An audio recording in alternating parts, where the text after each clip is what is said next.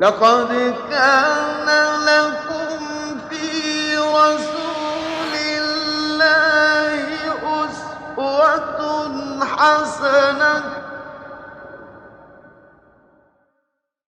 اعوذ باللہ من الشیطان الرجیم بسم اللہ الرحمن الرحیم اللہم صلی علی محمد وعلی آل محمد کما صلیت علی ابراہیم وعلی آل ابراہیم انک حمید مجید اللہم بارک علی محمد وعلی آل محمد کما بارکت علی ابراہیم وعلی آل ابراہیم انک حمید مجید اللہم رب اشرح لی صدری ویسر لی امری واحلل عقدۃ من لسانی یفقہوا قولی۔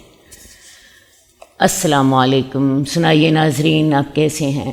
اللہ تعالیٰ آپ کو خیر و عافیت سے رکھے اور رمضان کی برکتوں سے فائدہ اٹھانے کی توفیق عطا فرمائے۔ آج ہم نیا باب شروع کر رہے ہیں۔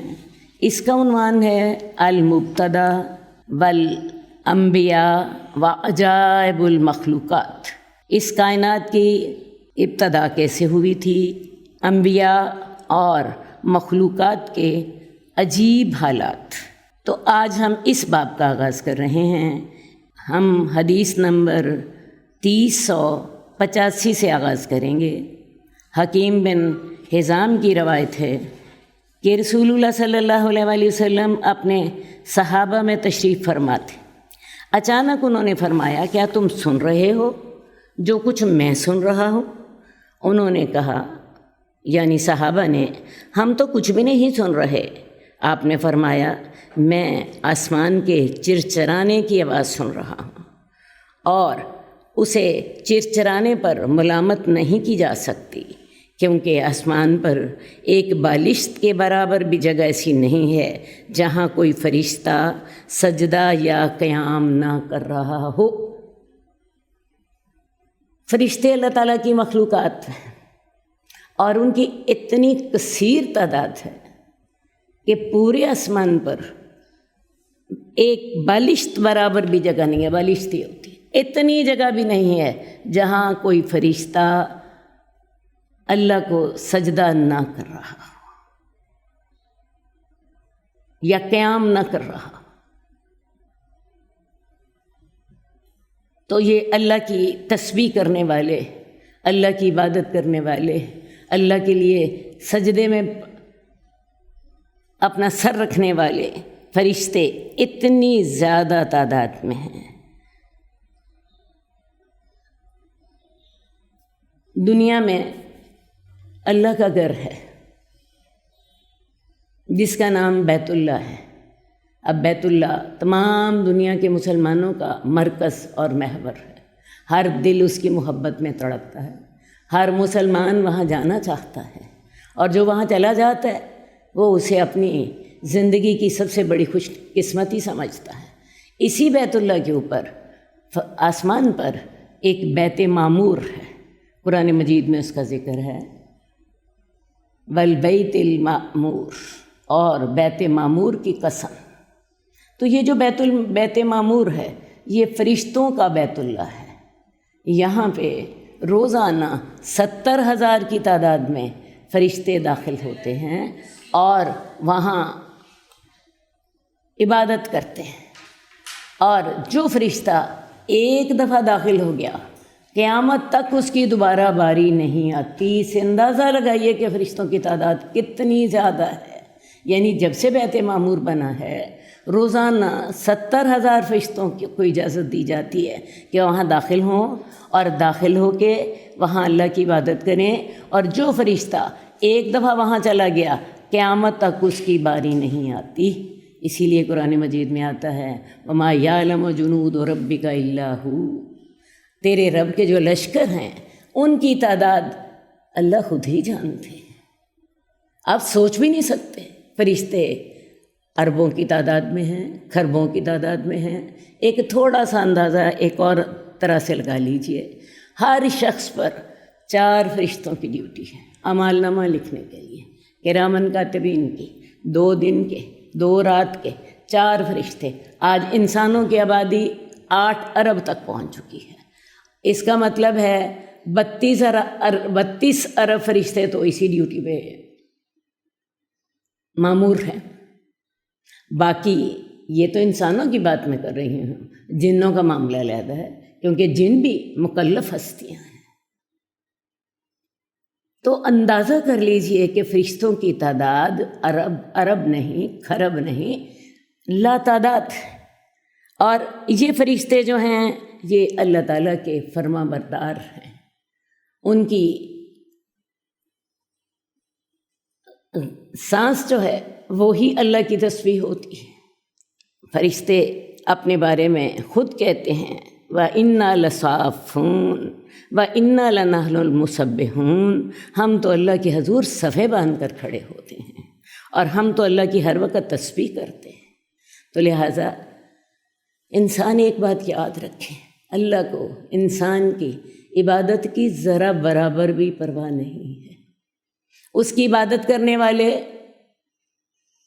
ہزاروں نہیں، لاکھوں نہیں، اربوں نہیں، کھربوں نہیں، اس سے بھی زیادہ مخلوقات ہے جو ہر وقت اس کی تسبیح اور عبادت کرتی رہتی ہے. تو انسان نے اگر عبادت کرنی ہے تو اس نے اپنے لیے کرنی ہے، اس کا فائدہ اس کی اپنی ذات کو ہوگا. اللہ کی بادشاہی اس کی عبادت کے بغیر بھی قائم ہے. بس اللہ سے ایک دعا کیا کیجئے، اللہ تعالیٰ ہماری عبادت کو قبول فرما لینا. اللہ تجھے تو ہماری عبادت کی پرواہ نہیں، لیکن اللہ ہمیں تو اس بات کی پرواہ ہے کہ تو ہماری عبادت کو قبول فرما لے. اللہ ہم تیرے محتاج ہیں، تو غنی ہے، تو بے نیاز ہے، ہم فقیر ہیں. اللہ تعالیٰ تو ہماری کمزوری اور ہماری محتاجی کو دیکھتے ہوئے ہماری ٹوٹی پھوٹی عبادتیں قبول فرما لینا. حدیث نمبر 386. حذیفہ بن یمان کہتے ہیں کہ رسول اللہ صلی اللہ علیہ وسلم نے فرمایا، میرے پاس سفید رنگ کا لمبا سا جانور براق لایا گیا. وہ اتنا تیز رفتار تھا کہ اس کا ایک قدم حد نگاہ تک پڑتا تھا. میں اور جبریل اس پر سوار ہوئے حتیٰ کہ بیت المقدس تک پہنچ گئے. ہمارے لیے آسمان کے دروازے کھول دیے گئے. میں نے جنت اور جہنم دونوں دیکھی.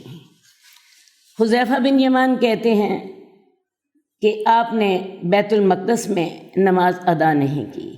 زر بن حبیش کہنے لگے کہ آپ نے بیت المقدس میں نماز پڑھی تھی.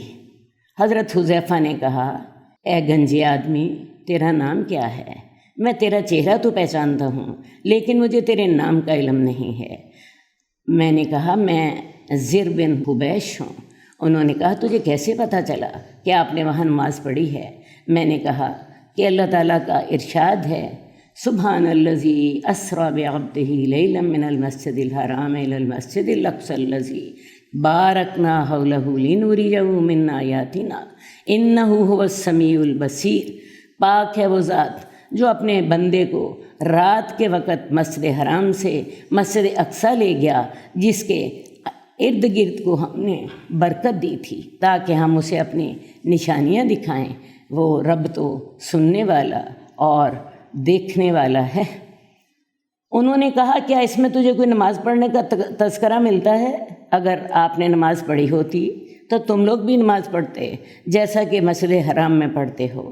اصل بات یہ ہے اس معاملے میں حضرت حذیفہ کو علم نہیں تھا، کیونکہ دوسری جو حدیث ہمیں ملتی ہیں جو حضرت زر بن حبیش نے جن کو وہ جانتے تھے، تو ان کی بنا پر ہمیں بھی یہی سمجھ آتی ہے کہ رسول اللہ صلی اللہ علیہ وسلم نے مسجد اقصیٰ میں نہ صرف نماز پڑھی تھی بلکہ تمام انبیاء جو تھے وہاں موجود تھے، ان تمام انبیاء کی آپ نے امامت بھی کروائی تھی.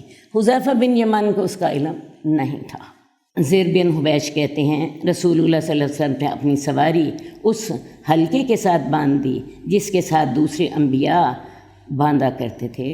حذیفہ کہتے ہیں کہ آپ کو ڈر یہ تھا کہ براق بھاگ نہ جائے، حالانکہ اللہ تعالیٰ اسے آپ کے پاس خود لائے تھے. تو رسول اللہ صلی اللہ علیہ وآلہ وسلم نے معراج کے موقع پر ایک تو مسجد اقصیٰ میں تمام انبیاء کو جماعت کرائی، اس کے بعد پھر انہیں آسمان پر لے جایا گیا۔ وہاں پہ پہلے آسمان پر حضرت آدم سے ملاقات ہوئی، دوسرے آسمان پر حضرت عیسیٰ اور حضرت یحییٰ سے ملاقات ہوئی، تیسرے آسمان پر حضرت یوسف سے ملاقات ہوئی، چوتھے آسمان پر حضرت ادریس سے ملاقات ہوئی، پانچویں آسمان پر حضرت ہارون سے ملاقات ہوئی، چھٹے آسمان پر حضرت موسیٰ سے ملاقات ہوئی، اور ساتویں آسمان پر حضرت ابراہیم علیہ السلام سے ملاقات ہوئی۔ اور پھر اللہ تعالیٰ نے آپ کو معراج کا تحفہ دیا، 5 نمازیں جن کا اجر 50 نمازوں کا تھا۔ تو یہ ساری تفصیلات ہمیں احادیث میں سے ملتی ہیں۔ جو پہلا حصہ ہے اس کا ذکر قرآن مجید میں ہے، دوسرا حصہ جو ہے اس کی ڈیٹیل ایک حدیث میں نہیں 20 حدیث میں موجود ہے۔ اسی سفر میں آپ پر 5 نمازیں فرض ہوئیں۔ اب معراج کے عام طور پر لوگ کیا کرتے ہیں کہ جس دن معراج ہوا تھا اس رات کو قیام کرتے ہیں اور اس صبح کو روزہ رکھتے ہیں۔ میں آپ کو یہ واضح کرنا چاہوں گی کہ معراج کا جو وقت ہے وہ ہی متعین نہیں ہے۔ روایات اس سلسلے میں مختلف بھی ہیں۔ بعض روایات کے مطابق آپ کو معراج ہجرت سے 2 سال پہلے ہوا تھا، بعض روایات کے مطابق آپ کو معراج ہجرت سے 1 سال پہلے ہوا ہے، اور بعض روایات کے مطابق آپ کو ہجرت سے 3 سال پہلے ہوا ہے، اور اس کے بعد پھر 27 رجب لوگوں نے پتہ نہیں کہاں سے لوگوں نے اس کو ایک متعین کر لیا ہے۔ اور اگر یہ دن متعین بھی ہو جائے تو اس سے یہ لازم نہیں آتا کہ اللہ کے رسول نے اس دن قیام کیا تھا۔ اللہ کے رسول تو اس دن آسمانوں اور جنت اور دوزخ کو دیکھنے میں مصروف تھے۔ اسی طرح اس کی صبح کو رسول اللہ صلی اللہ علیہ وسلم نے روزہ نہیں رکھا، بلکہ صبح کو تو ہم نے پیچھے ایک حدیث پڑھی تھی کہ صبح کو جب آپ نے لوگوں کو بتایا کہ میں رات کو بیت المقدس کی سیر کر کے آیا ہوں اور 7 آسمانوں کی سیر کر کے آیا ہوں، تو لوگوں نے تو آپ کی مخالفت کی۔ یہ سارے واقعات ہمیں حدیث میں ملتے ہیں۔ تو رسول اللہ صلی اللہ علیہ وآلہ وسلم سے اس دن نہ رات کی عبادت ثابت ہے نہ صبح کا روزہ ثابت ہے۔ اس لیے دین کو اتنا ہی دین پر عمل کیجئے جتنا سنت سے ثابت ہے۔ ہاں، جو معراج کا تحفہ ہے 5 نمازیں، ان کے بارے میں ضرور دھیان کیجیے۔ رسول اللہ صلی اللہ علیہ وسلم کو تو معراج کے موقع پر جا کر اللہ نے اپنے پاس بلا کر یہ تحفہ دیا، لیکن ہمیں اللہ تعالیٰ نے ہر نماز میں یہ تحفہ دیا ہے۔ جب انسان نماز میں اللہ کے سامنے سر جھکاتا ہے، حدیث میں آتا ہے اللہ رب العزت اپنے چہرے کے ساتھ اس کی طرف متوجہ ہوتے ہیں۔ انسان اللہ کے دربار میں ہوتا ہے، اللہ سے سرگوشیاں کر رہا ہوتا ہے، اللہ سے باتیں کر رہا ہوتا ہے، اللہ وہ کہتا ہے الحمدللہ رب العالمین، اللہ جواب دے رہے ہوتے ہیں حمدنی عبدی، اللہ ایک ایک لفظ بندہ بولتا جاتا ہے، اللہ تعالیٰ اس کا جواب دیتے چلے جاتے ہیں، اور اللہ تعالیٰ اور بندہ آپس میں باتیں کر رہے ہوتے ہیں۔ اور پھر سب سے بڑی بات کہ اللہ رب العزت اس وقت اپنے چہرے کے ساتھ نمازی کی طرف متوجہ ہوتے ہیں۔ تو اس تحفے کی ضرور قدر کیجیے، نماز کو اپنی واقعی معراج بنائیے، اپنی ہر نماز ایسے پڑھیں جیسا کہ الوداعی نماز ہے۔ اور ایک حدیثی کے الفاظ میں ذکر کر کے تو آگے چلوں گی۔ رسول اللہ صلی اللہ علیہ وسلم سے پوچھا گیا تھا یا رسول اللہ احسان کیا ہے؟ تو آپ نے فرمایا تھا کہ تو اپنے رب کی عبادت ایسے کرے کاننا کا طرح ہو، گویا کہ تو رب کو اپنی آنکھوں سے دیکھ رہا ہے۔ تو نماز اتنے یقین سے پڑھیں آپ کو نظر آ رہا ہو یہ میرا اللہ ہے اور میں اسے دیکھ رہی ہوں۔ اور اگر آپ کو یہ درجہ حاصل نہیں ہوتا تو پھر آخری درجہ یہ ہے فَإِنَّهُ يَرَاكَ، وہ اللہ تجھے دیکھ رہا ہے۔ تو نماز اتنے یقین کے ساتھ پڑھیے کہ گویا کہ تو اللہ کو دیکھ رہا ہے۔ اور اگر تو اللہ کو نہیں دیکھ رہا، تجھے اتنا یقین حاصل نہیں ہوتا، اتنا ایمان پکا نہیں ہے کہ دل کی آنکھوں سے اللہ نظر نہیں آ رہا، تو پھر ایسا کرو، یہ یقین لازماً کر لو، اللہ مجھے دیکھ رہا ہے۔ ہماری نمازوں میں غفلت کیوں ہوتی ہے؟ یہ روز میرے سے سوال پوچھے جاتے ہیں، آپا جی نماز میں خیالات آتے ہیں۔ ارے بھی اگر آپ یہ یاد کر لو کہ اس وقت کہ میں اللہ کو دیکھ رہی ہوں، نماز میں خیالات آئیں گے؟ اور اگر اتنا ہی یاد کر لو اللہ مجھے دیکھ رہا ہے، تب خیالات آئیں گے؟ اصل بات ہے ہم اللہ رب العزت سے ویسے ڈرتے نہیں جیسے ڈرنے کا حق ہے، اس کی عبادت نہیں کرتے جیسے اس کی عبادت کرنے کا حق ہے۔ حدیث نمبر 3087، انس بن جندب یا ایک اور صحابی روایت کرتے ہیں کہ رسول اللہ صلی اللہ علیہ وسلم نے فرمایا، حضرت آدم اور حضرت موسیٰ علیہ السلام نے ایک دوسرے پر اعتراض کیا، حضرت آدم حضرت موسیٰ پر غالب آ گئے۔ اب یہ اعتراض کیا تھا؟ حضرت عمر بن خطاب ایک اور حدیث میں بیان کرتے ہیں کہ رسول اللہ صلی اللہ علیہ وسلم نے فرمایا، حضرت موسیٰ نے کہا، اے میرے رب مجھے آدم دکھائیں جس نے ہمیں اور اپنے آپ کو جنت سے نکال دیا۔ اللہ تعالیٰ نے حضرت موسیٰ کو حضرت آدم دکھائے، انہوں نے کہا آپ ہمارے باپ آدم ہیں؟ حضرت آدم نے کہا ہاں۔ انہوں نے کہا آپ وہی ہیں جن میں اللہ تعالیٰ نے اپنی روح پھونکی، سارے کے سارے اسماء سکھلائے اور فرشتوں کو حکم دیا کہ وہ آپ کو سجدہ کریں؟ انہوں نے کہا ہاں میں وہی آدم ہوں۔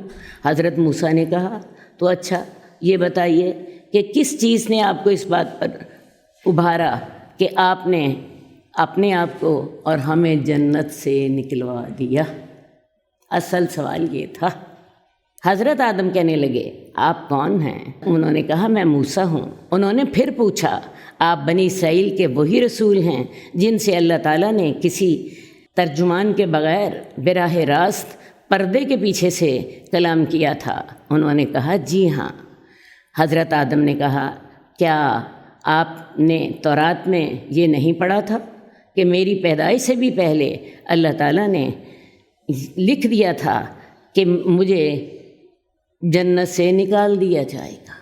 انہوں نے کہا جی ہاں، میں نے تورات میں یہ پڑھا تھا کہ اللہ تعالیٰ نے حضرت آدم کی پیدائش سے بھی پہلے یہ طے کر دیا تھا کہ حضرت آدم کو جنت سے نکال دیا جائے گا۔ حضرت آدم نے پھر کہا اللہ تعالیٰ کا جو فیصلہ مجھ سے پہلے یا میرے بارے میں سبقت لے جا چکا ہے، کیا آپ مجھے اس پر ملامت کرتے ہیں؟ یہ بات بیان کرنے کے بعد رسول اللہ صلی اللہ علیہ وسلم نے فرمایا حضرت آدم حضرت موسیٰ پر غالب آ گئے۔ حضرت آدم حضرت موسیٰ پر غالب آ گئے۔ یہ حدیث بخاری اور مسلم دونوں میں حضرت ابو ہریرہ سے روایت کردہ موجود ہے۔ تو لہٰذا یہ چیز جو تھی اللہ نے تقدیر میں پہلے ہی طے کر دی تھی۔ ویسے بھی اگر آپ قرآن مجید پڑھیں تو قرآن مجید میں ہے انی جاعل فی الارض خلیفہ۔ اللہ تعالیٰ نے فرشتوں سے کیا کہا تھا؟ میں زمین میں خلیفہ بنانے والا ہوں۔ اللہ تعالیٰ کا یہ پروجیکٹ ہی نہیں تھا کہ حضرت آدم کو جنت میں رکھا جائے۔ اللہ تعالیٰ کا پروجیکٹ ہی یہ تھا انی جاعل فی الارض خلیفہ، میں زمین میں خلیفہ بنانے والا ہوں۔ باقی سوال یہ پیدا ہوتا ہے کہ پھر اللہ تعالیٰ نے انہیں جنت میں کیوں رکھا؟ اللہ تعالیٰ نے انہیں جنت میں اس لیے رکھا تاکہ انسان کو یہ پتہ چل جائے کہ انسان کا جو ٹارگیٹ آف لائف ہے وہ یہی جنت حاصل کرنا ہے۔ اس کی فطرت میں یہ بات موجود رہے کہ یہ جنت جو ہے جس کی اتنی زیادہ نعمتیں ہیں، یہ جنت مجھے حاصل کرنی ہے، ورنہ اللہ تعالیٰ نے انسان کو زمین پہ بھیجنا ہی تھا۔ حدیث نمبر 3088، حضرت عائشہ کہتی ہیں حضرت حارث بن ہشام نے رسول اللہ صلی اللہ علیہ وسلم سے سوال کیا آپ کے پاس وحی کیسے آتی تھی؟ آپ نے فرمایا کبھی تو وہ گھنٹی کی گونج کی طرح آتی ہے اور یہ کیفیت مجھ پر بڑی گراں گزرتی ہے، اور یہ کیفیت جب ختم ہوتی ہے تو میں وہ وحی یاد کر چکا ہوتا ہوں، اور بعض اوقات ایسے بھی ہوتا ہے کہ میرے پاس فرشتہ انسانی شکل میں آتا ہے اور پھر وہ جو کچھ وہ مجھے کہتا ہے میں اسے یاد کر لیتا ہوں۔ آغاز وحی میں آپ کو سچے خواب آتے تھے۔ حضرت عائشہ کہتی ہیں کہ جب آپ پر پہلی وحی نہیں اتری تھی تو اس سے پہلے تقریباً 6 مہینے آپ کے ایسے گزرے کہ آپ کو رات کو جو خواب آتا تو دن کو وہ روز روشن کی طرح آپ کے سامنے واضح ہو جاتا، آپ کو سچے خواب آنے لگ پڑے۔ پھر کیا ہوا؟ آپ پر غار حرا میں آپ پر پہلی وحی نازل ہوئی، اور یہ وحی آپ پر تب نازل ہوئی جب آپ اعتکاف کر رہے تھے۔ رسول اللہ صلی اللہ علیہ وآلہ وسلم 3 سال سے یہ اعتکاف کر رہے تھے۔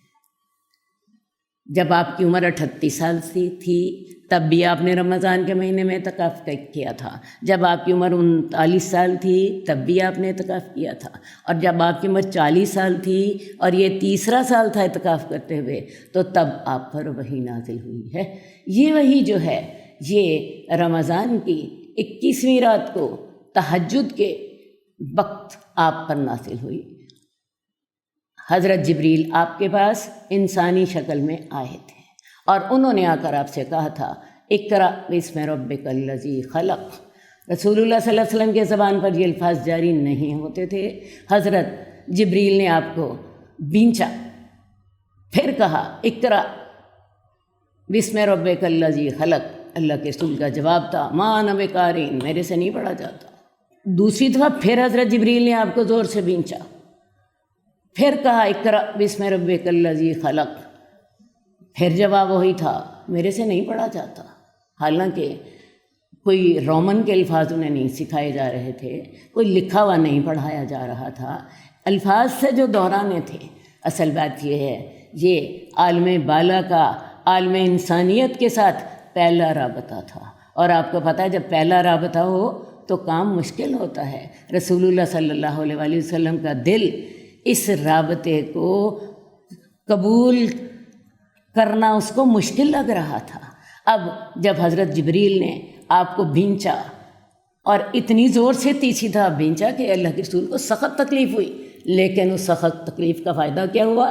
دل اس وحی کو قبول کرنے پر آمادہ ہو گیا اور آپ کی زبان سے الفاظ نکل آئے اقرأ بسم ربک الذی خلق خلق الانسان من علق اقرأ وربک الاکرم الذی علم بالقلم علم الانسان ما لم یعلم۔ تو یہ پہلی 5 آیات جو تھیں یہ پہلی وحی تھی۔ تو اس میں حضرت جبریل علیہ السلام ایک انسان کی شکل میں آپ کے سامنے آئے تھے، اور یہ پہلا رابطہ تھا جو کہ عالم بالا سے عالم انسانیت سے ہو رہا تھا، اور جس کو اللہ کے رسول کا دل جو تھا اس نے بڑی مشکل کے ساتھ قبول کیا۔ اللہ کے رسول اس کے ساتھ اتنے زیادہ دہشت زدہ ہو گئے کہ حضرت خدیجہ کو جا کے کہا مجھے اپنی موت کا ڈر ہے۔ اس کے بعد پھر آہستہ آہستہ کیا ہوا کہ وحی جو تھی وہ آنے لگ پڑی، اور رسول اللہ صلی اللہ علیہ وآلہ وسلم کو پھر اتنی زیادہ وحی کے ساتھ تکلیف بھی نہیں ہوتی تھی، بلکہ آپ کو وحی کے آنے سے لذت بھی ملنے لگ پڑی۔ اب یہ ایک طریقہ تو یہ ہو گیا وحی کا۔ بعض اوقات آپ کو وحی اس طرح بھی آتی تھی کہ حضرت جبریل علیہ السلام انسانی شکل میں آتے اور لوگوں کے سامنے آ کر بیٹھ جاتے اور اللہ کے رسول سے سوال کرتے یا رسول اللہ ایمان کیا ہے، یا رسول اللہ اسلام کیا ہے، یا رسول اللہ احسان کیا ہے، اور اللہ کے رسول جواب دے دیتے۔ ایک اور طریقہ وحی کا یہ ہوتا تھا کہ بعض اوقات رسول اللہ صلی اللہ علیہ وسلم کو گھنٹیوں کی جھنکار جیسی آواز سنائی دیتی تھی، کوئی نظر نہیں آتا تھا، لیکن اس جھنکار کے دوران کچھ الفاظ ہوتے تھے جو آپ کے دل پہ وحی کیے جاتے تھے، اور جب وہ جھنکار ختم ہو جاتی تو آپ کو وہ الفاظ یاد ہو چکے ہوتے تھے۔ یہ جو وحی کا طریقہ ہوتا تھا یہ اللہ کے رسول پر سب سے زیادہ بھاری ہوتا تھا۔ یہ جب وحی آپ پر ہو رہی ہوتی تھی آپ کے ماتھے پر شدید سردی میں بھی پسینہ آ جاتا۔ اگر آپ اپنی سواری پر ہوتے آپ کی سواری آپ کا بوجھ نہ سہار سکتی، بیٹھ جاتی۔ ایک دفعہ رسول اللہ صلی اللہ علیہ وآلہ وسلم کی ٹانگ شاید حضرت زید کے ٹانگ پر تھی۔ وہ کہتے ہیں کہ مجھے یوں لگتا تھا میری ٹانگ ٹوٹ جائے گی، اللہ کے رسول کی ٹانگ کا بوجھ اتنا زیادہ تھا کہ مجھے لگتا تھا میری ٹانگ ٹوٹ جائے گی۔ تو یہ صورت آپ پر بہت زیادہ بھاری ہوتی تھی۔ ایک بات آپ کو میں اور بھی بتاتی چلی جاؤں، جب وحی آتی تھی تمام صحابہ کو پتہ چل جاتا تھا یہ اب وحی کی کیفیت ہے اور اللہ کے رسول پر وحی نازل ہو رہی ہے۔ جب آپ اس وحی کی کیفیت سے باہر نکل آتے تو تب بھی تمام صحابہ کو اندازہ ہو جاتا اب وحی ختم ہو گئی ہے۔ حدیث نمبر 3099، عبداللہ بن عباس کہتے ہیں کہ رسول اللہ صلی اللہ علیہ وسلم نے فرمایا، اللہ تعالیٰ نے نعمان یعنی عرفہ کے مقام پر حضرت آدم کی پشت سے عہد و پیمان لیا۔ عرفہ کا مقام کون سا ہے؟ عرفات کا میدان جہاں پہ ہم حج کرنے کے لیے جاتے ہیں، وہاں پر اللہ تعالیٰ نے حضرت آدم سے وعدہ لیا۔ اور اس کی عملی صورت کیا تھی؟ اللہ تعالیٰ نے حضرت آدم کی پیٹھ سے ان کی تمام نسل کو نکالا اور اپنے سامنے چھوٹی چھوٹی چیونٹیوں کی شکل میں بکھیر دیا۔ آج نسل انسانی 8 ارب ہے، تو آپ یہ سمجھیے یہ ساری جو نسل تھی جو آج تک گزر چکی، جو قیامت تک ابھی اور آنے والی ہے، پتہ نہیں وہ 8 ارب ہوگی کہ 50 ارب تک پہنچ جائے گی، اور جو پچھلے سارے گزر چکے ہیں ان ساروں کو حضرت آدم کی پشت سے نکالا، اور نکالنے کے بعد چھوٹی چھوٹی چیونٹیوں کی شکل میں اللہ تعالیٰ نے اپنے سامنے پیش کر دیا۔ میں صبح جب اس کی تیاری کر رہی تھی تو میں اندازہ لگا رہی تھی کہ عرفات کا میدان تو پھر ان ساری چیونٹیوں سے پھر بھر گیا ہوگا۔ عرفات کا میدان آپ کو پتہ ہے کتنا وسیع ہے، کیونکہ اللہ کی مخلوق بھی کوئی تھوڑی تو نہیں ہے۔ بہرحال اللہ تعالیٰ نے ان سے آمنے سامنے گفتگو کی، ان سے پوچھا الست بربکم، کیا میں تمہارا رب نہیں ہوں؟ وہ تمام انسانوں نے جو کہ چیونٹیوں کی شکل میں تھے جواب دیا کیوں نہیں، بلا شہدنا، اے اللہ تعالیٰ ہم اس بات کی گواہی دیتے ہیں کہ تو ہمارا رب ہے۔ اللہ تعالیٰ نے پھر پوچھا ان تقولوا یوم القیامت انا کنا عن ھذا غافلین، ایسا نہ ہو کہ تم قیامت والے دن کہو ہمیں تو ان باتوں کا پتہ ہی نہیں تھا۔ او تقولا انما اشرک آباؤنا من قبل وکنا ذریۃ من بعدہم، یا تم یہ بات کہو کہ ہمارے آباء و اجداد اس سے پہلے مشرک تھے اور ہم ان کی اولاد تھے۔ افتہلکنا بما فعل المبطلون، کیا اللہ تعالیٰ تو ہمارے آباء و اجداد کے فعل کی وجہ سے ہمیں سزا دے گا؟ بات ہے سزا تو تمہیں ملے گی، کیونکہ تمہارے آباء و اجداد نے اگر شرک کیا تو اللہ نے تمہیں تو عقل دی تھی۔ ویسے بھی اللہ تعالیٰ نے صرف تمہارے آباء و اجداد سے یہ وعدہ نہیں لیا، اللہ نے تم میں سے ہر ایک کے ساتھ یہ وعدہ لیا ہے، وہ خواہ کوئی کافر ہے، خواہ کوئی مسلمان ہے، کوئی انگلینڈ میں رہتا ہے، کوئی افریقہ میں رہتا ہے، کوئی نیدرلینڈ میں رہتا ہے، اللہ تعالیٰ نے تمام لوگوں سے یہ وعدہ فرداً لیا تھا۔ اب اگلا سوال یہ پیدا ہوتا ہے، مجھے یاد ہے میرے سے اللہ نے وعدہ کیسے لیا تھا؟ مجھے تو کچھ بھی یاد نہیں ہے۔ اصل بات ہے، پہلی بات تو ہے ہی یہی کہ یہ وعدہ عالم ارواح میں لیا گیا تھا، لیکن دنیا میں اس کی جو ثبوت ہے وہ میں آپ کو بتانا چاہوں گی۔ جب انسان کو کوئی مصیبت آتی ہے، کوئی انسان بیمار ہو جاتا ہے، موت سامنے نظر آنے لگ جاتی ہے، ایکسیڈنٹ ہونے لگتا ہے، ہمیں نظر آ رہا ہوتا ہے میں مرنے لگا ہوں، اندر سے یا اللہ، ہائے اللہ رحم کر دے، اللہ مہربانی کر دے، اٹھتے بیٹھتے سوتے جاگتے اندر سے ہائے اللہ دعائیں پکاریں، اللہ کے سامنے عاجزی شروع ہو جاتی ہے۔ اس وقت کوئی بتانے والا نہیں ہوتا۔ یہ جو اس وقت انسان کو اللہ یاد آتا ہے، یہ وہی وعدہ الست کی وجہ سے ہوتا ہے۔ وعدہ الست اس وقت جو ہوتا ہے یہ اسی کی کارگزاری ہوتی ہے کہ انسان کو اللہ یاد آ جاتا ہے۔ اصل بات ہے انسان کو اللہ تعالیٰ نے یہ وعدہ دے کر بھیجا ہے، اگر تو اس کے حالات اچھے ہوں، اس کی تربیت درست ہو تو اس کو زندگی میں یاد رہتا ہے، ورنہ مشکل کے وقت تو ہر کافر، ہر مشرک، ہر ہندو، ہر سکھ، ہر ایک کو اللہ یاد آتا ہے، اور یہ ایسی حقیقت ہے جس کا کوئی انکار کر سکتا ہی نہیں ہے۔ اکرمہ بن ابو جہل کا میں واقعہ آپ کو سنانا چاہوں گی۔ آپ کو پتہ ہے ابو جہل جو تھا رسول اللہ صلی اللہ علیہ وسلم کا سب سے بڑا دشمن تھا، اور اس کا بیٹا جو تھا اس کا نام اکرمہ تھا، وہ بھی اپنے باپ کے نقش قدم پہ چل رہا تھا۔ مسلمانوں کے ساتھ اس نے جو ظلم کر سکتا تھا کرتا تھا۔ مکہ فتح ہو گیا، اکرمہ کو پتہ چل چکا تھا کہ اب میں پکڑا بھی گیا تو مجھے معاف نہیں کیا جائے گا، بھاگ گیا۔ جب بھاگا تو ساحل پہ اس کو ایک کشتی مل گئی۔ اس نے سوچا میں اس کشتی سے میں بیٹھ کر سمندر پار کر لیتا ہوں اور اتنی دور بھاگ جاتا ہوں جہاں میں رسول اللہ صلی اللہ علیہ وسلم کی پہنچ میں نہ ہوں۔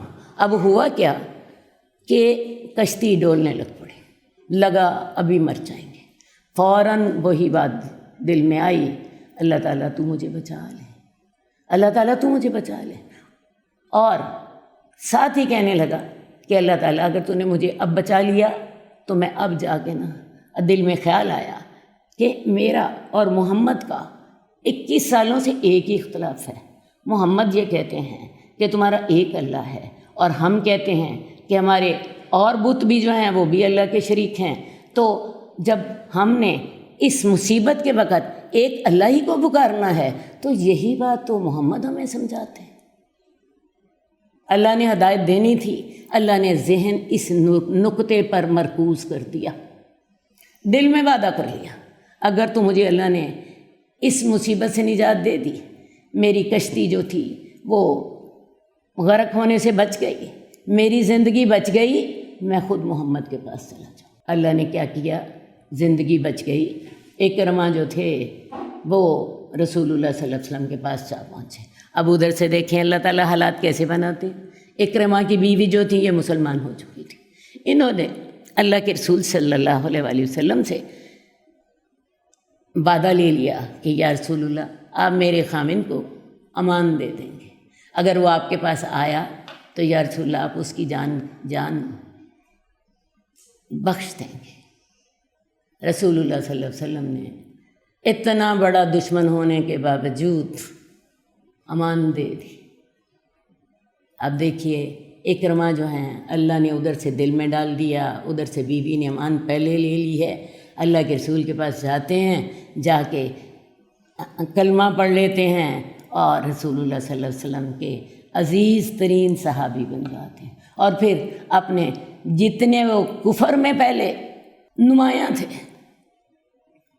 اتنی ہی زیادہ اب وہ مسلمانوں میں انہوں نے کوشش کی اور اتنے ہی زیادہ نیک اعمال کرنے کی کوشش کی تاکہ پچھلی دشمنیوں کی تلافی ہو سکے اور بہترین مسلمان ثابت ہوئے۔ تو بات میں آپ کو سمجھانا چاہتی ہوں، یہ جو ہے اللہ وعدہ الست، یہ اس کا ثبوت کیا ہے؟ اللہ ہمارے دل کی تہوں کے اندر ہے، اور وہ کب بات واضح ہوتی ہے؟ مصیبت کوئی آ جاتی ہے، کوئی بیماری آ جاتی ہے، ہمارا کوئی پیارا جا رہا ہوتا ہے، ہماری کوئی مصیبت حل نہیں ہو رہی ہوتی، ہم پھر اٹھتے بیٹھتے ہائے اللہ ہائے اللہ ہائے اللہ، اٹھتے بھی بیٹھتے بھی جاگتے بھی سوتے بھی ہائے اللہ نکالتے ہیں۔ یہ ثبوت ہے اس وعدہ الست کا جو اللہ تعالیٰ نے ہم سے لے کر بھیجا تھا۔ حدیث نمبر 390، حضرت جابر بیان کرتے ہیں کہ رسول اللہ صلی اللہ علیہ وسلم نے فرمایا، مجھے اجازت دی گئی ہے کہ میں حاملین عرش فرشتوں میں سے ایک فرشتے کی جسامت کا حال بیان کروں کہ اس کی کان کی لو سے اس کے کندھے تک کا فاصلہ 700 سال کی مسافت کا ہے۔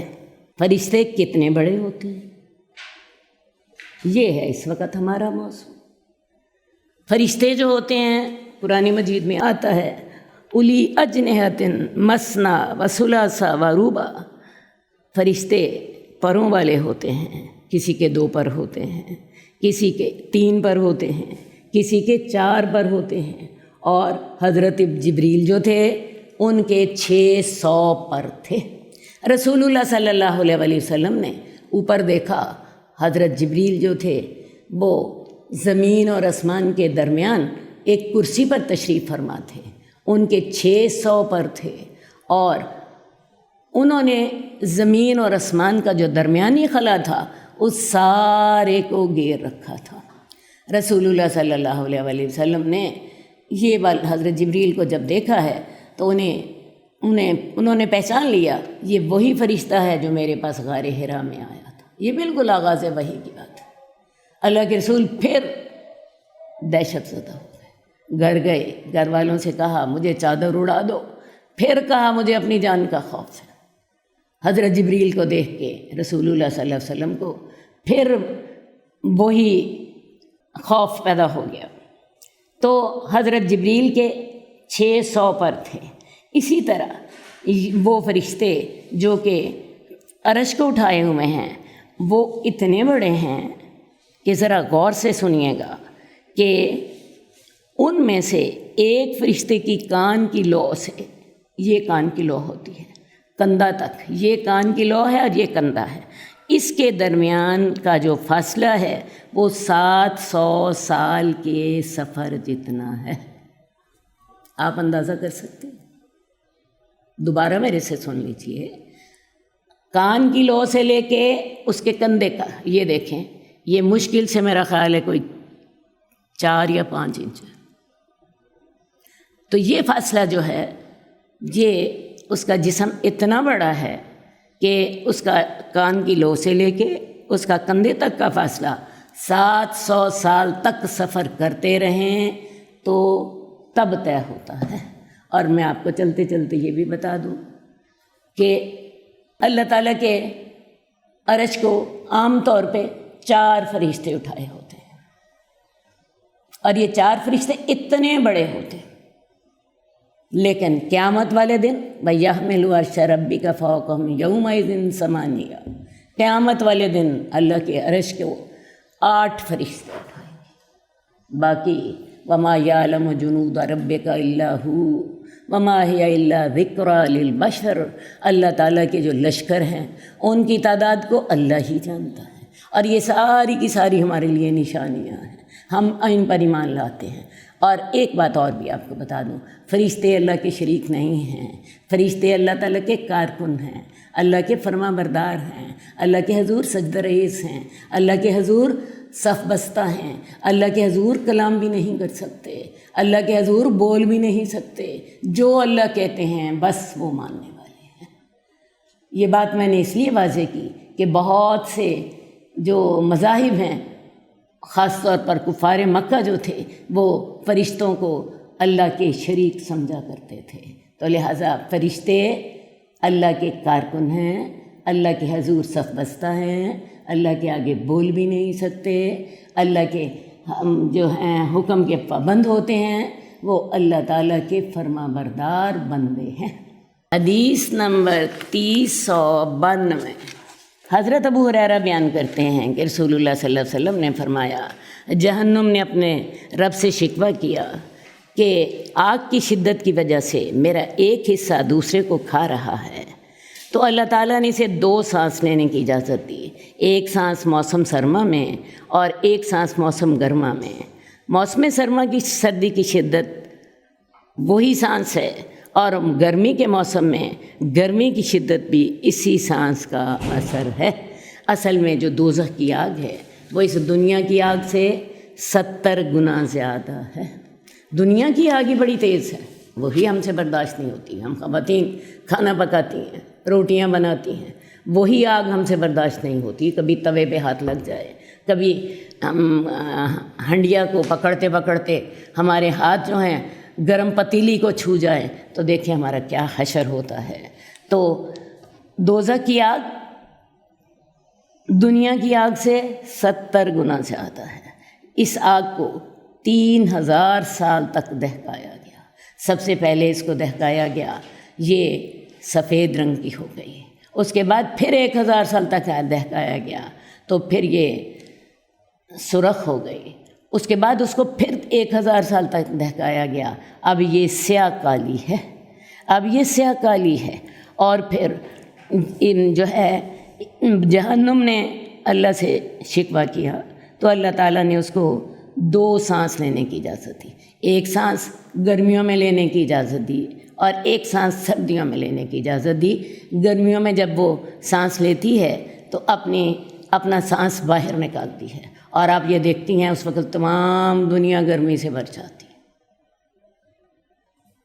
اور پھر ایک سانس اللہ تعالیٰ نے اس کو سردیوں میں لینے کی اجازت دی، وہ یہ سانس وہ اندر کی طرف لیتی ہے، تو ہوتا کیا ہے، تمام دنیا سے وہ گرمی چوس کے اپنے اندر لے جاتی ہے، تمام دنیا شدید سردی کا شکار ہو جاتی ہے۔ تو یہ موسم جو ہیں یہ جہنم کے دو سانس ہیں، ایک سانس جب وہ گرمی اپنے اندر کھینچ کے لیے اپنا اندر کو سانس لیتی ہے تو دنیا میں سردی ہوتی ہے، اور جب وہ اپنا سانس باہر نکالتی ہے تو دنیا میں گرمی ہوتی ہے۔ تو لہٰذا ہم جو گرمی یا سردی محسوس کرتے ہیں یہ جہنم کے سانس کے اثر کی وجہ سے ہوتی ہے۔ حدیث نمبر 393، عبداللہ بن انس بیان کرتے ہیں کہ رسول اللہ صلی اللہ علیہ وسلم نے فرمایا، پہلے لوگوں میں سے سب سے بڑا بدبخت آدمی وہ تھا جس نے حضرت صالح کی معجزے والی اونٹنی کی ٹانگیں کاٹ لی تھیں، اور اے علی، پچھلے لوگوں میں بدبخت ترین آدمی وہ ہوگا جو تجھ پر نیزے کا وار کرے گا۔ اور پھر آپ نے نیزے والی جگہ کی طرف بھی اشارہ کیا۔ اصل بات یہ ہے سب سے بدبخت آدمی کون تھا؟ جس نے حضرت صالح کی جو معجزے والی اونٹنی تھی اس کی ٹانگیں کاٹی تھیں۔ اصل بات ہے حضرت صالح کی قوم سمود نے یہ مطالبہ کیا تھا، سامنے والا پہاڑ پھٹے، اس میں سے ایک حاملہ اونٹنی برآمد ہو اور وہ بچہ جنے۔ اللہ تعالیٰ نے ان کا معجزہ تو مطالبہ تو پورا کر دیا، لیکن اس اونٹنی کو بذات خود ان کے لیے آزمائش بنا دیا۔ وہ اونٹنی اتنی بڑی تھی، ان کا سارا پانی پی جاتی اور ان کا سارا چارہ کھا جاتی، ان کے جانور بھوکے رہ جاتے۔ کیدار بن سالف ایک شخص تھا جس کے سب سے زیادہ جانور تھے، اس نے جب دیکھا کہ میرے جانور بھوکے رہنے لگ پڑے ہیں، اس نے کچھ ہی دن تو صبر کیا، لیکن اس کے بعد کیا ہوا، اس نے یہ سوچا کہ اس اونٹنی سے جان چھڑانی چاہیے، حالانکہ اللہ نے کہا تھا وَلَا تَمَسُّوهَا بِسُوءٍ، اس کو بری نیت سے نہ چھونا، تمہیں عذاب آ جائے گا۔ لیکن کیدار بن سالف جو تھا وہ اللہ تعالیٰ کے احکامات سے بے نیاز ہو کے اس نے کیا کیا کہ اس کی ٹانگیں کاٹ دی۔ ٹانگیں اس لیے کاٹیں کہ اس کی گردن تک تو وہ پہنچ ہی نہیں سکتے تھے، وہ پہاڑ جیسی اونچی تھی۔ اب جو ہی انہوں نے اس کی ٹانگیں کاٹیں، اونٹنی چلائی اور دوڑتی ہوئی جس پہاڑ سے وہ نکلی تھی اسی پہاڑ کے اندر چلی گئی، اور پھر ان کے اوپر اللہ کا عذاب آ گیا۔ تو پہلے لوگوں میں تو وہ بدترین آدمی تھا، اب اس قوم میں بدترین آدمی کون ہوگا؟ جو اے علی تجھے ختم کرے گا۔ اب حضرت علی کو کن حالات میں شہید کیا گیا؟ اصل بات ہے حضرت عثمان کے بعد حضرت علی کو لوگوں نے خلیفہ بنا لیا۔ حضرت علی کا سارا دور جو تھا وہ جھگڑوں میں ہی گزرا۔ پہلے جنگ جمل ہوئی، اس کے بعد جنگ صفین ہوئی اور امن قائم نہ ہو سکا۔ اس کے بعد پھر لوگوں نے کیا کیا، 3 لوگ تھے، انہوں نے مل کے فیصلہ کیا کہ ہم ایسا کرتے ہیں، ہم جو اس وقت کے جو 3 اہم آدمی ہیں ان تینوں کو قتل کر دیتے ہیں، یہی تمام مصیبتوں کی جڑ ہیں، اور اس کے بعد ہم نیا خلیفہ جو ہے اس کا انتخاب کریں گے تو شاید ہمارے حالات بہتر ہو جائیں۔ اب ہوا کیا کہ باقی 2 آدمی جو تھے ان کو تو اللہ نے بچا لیا۔ ایک بیمار تھے، وہ انہوں نے اپنی جگہ پہ کسی اور کو بیچ دیا نماز پڑھانے کے لیے، دوسرے اس دن اپنے گھر سے ہی نہ نکلے۔ حضرت علی جو تھے یہ نماز پڑھانے کے لیے نکلے، فجر کی نماز پڑھانے کے لیے، تو ابن ملجم بدبخت نے ان پر وار کیا اور یہ شہید ہوئے۔ تو یہ وہ شخص بدترین ہوگا جو اے علی تو جو تجھ پر وار کرے گا۔ اور پھر حضرت علی شہید ہو گئے، اور اس کے بعد پھر آپ دیکھیں امت فتنوں کا شکار ہوتی چلی گئی۔ ایک بات میں آپ کو ضرور بتانا چاہوں گی، شیطان کا طریقہ واردات یہ ہوتا ہے، شیطان ہمیشہ گناہ نیکی کے رنگ میں کرواتا ہے۔ اب جن 3 لوگوں نے بیٹھ کے پروگرام بنایا تھا 3 اہم آدمیوں کو قتل کرنے کا نیت نیکی کی تھی کہ جی یہ 3 آدمی جو ہیں اس وقت بااقتدار ہیں، ان میں سے ایک امیر معاویہ تھے، ایک حضرت علی تھے، اور ایک شاید عبداللہ بن عمر بن عاص تھے، یا شاید میں ان کے نام میں غلطی کر رہی ہوں۔ یہ حضرت امیر معاویہ ہی کے مشیروں میں سے تھے۔ تو ان تینوں کو قتل کر دیا جائے تاکہ امن ہو جائے، اور اس کے بعد ہم نیا خلیفہ منتخب کر لیں گے۔ تو شیطان جو ہوتا ہے ہمیشہ نیکی کے نام پہ آپ سے گناہ کراتا ہے۔ حضرت عائشہ جب جنگ جمل کے لیے روانہ ہوئے ہیں تو آپ کو پتہ ہے کیا اس وقت ان کے ذہن میں تھا؟ شاید میں صلح کرانے جا رہی ہوں، شاید میں صلح کرانے جا رہی ہوں۔ حضرت زبیر جب ان کو حضرت علی نے رسول اللہ صلی اللہ علیہ وسلم کا فرمان یاد دلایا تو حضرت زبیر جنگ سے علیحدہ ہو گئے۔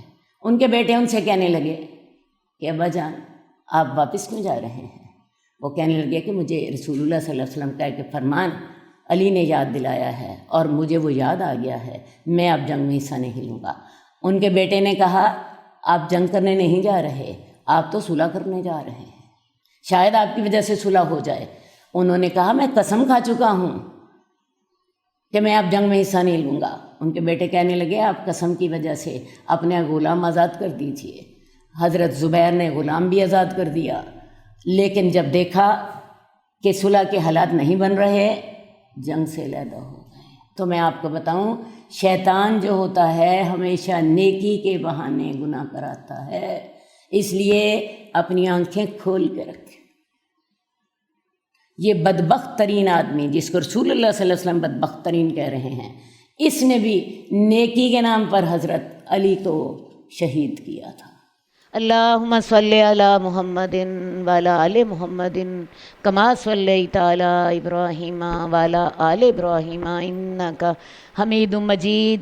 اللہم بارک علی محمد وعلی آل محمد کما بارکت علی ابراہیم وعلی آل ابراہیم انک حمید مجید۔ مولاي صل وسلم دائما ابدا على حبيبك خير الخلق كلهم، مولاي صل وسلم